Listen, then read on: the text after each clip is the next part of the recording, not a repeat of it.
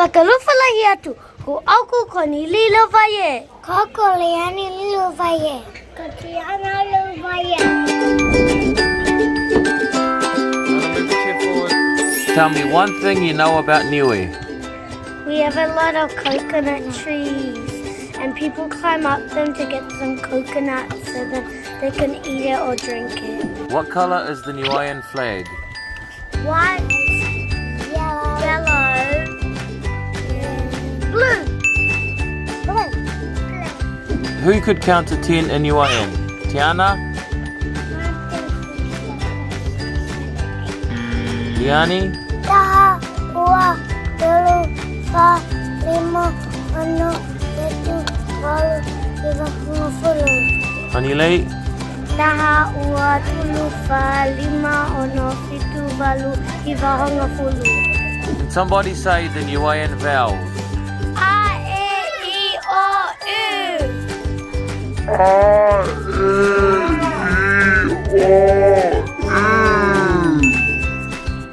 What is hello in Niue? Whakalofalahi atu. What is goodbye in Niue? Koe kia. Tiana, what is goodbye in Niue? Kai kia. Liani, what is hello in Niue? Okay, now we're going to test your guys' body parts. Who knows their body parts in Niue? Awhi ulu. No. Awhi mata. Eye. Awhi ngutu. Awhi ihu. Awhi alelo. Awhi selinga. Awhi kakia. Awhi mata lima. Fingers. Oh yeah, fingers. Awhi tuli lima. No. Elbow.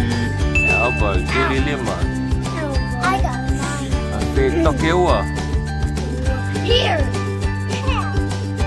Toke ua. Knees. Fingers. Awhi manava. Tummy. Awhi nifo.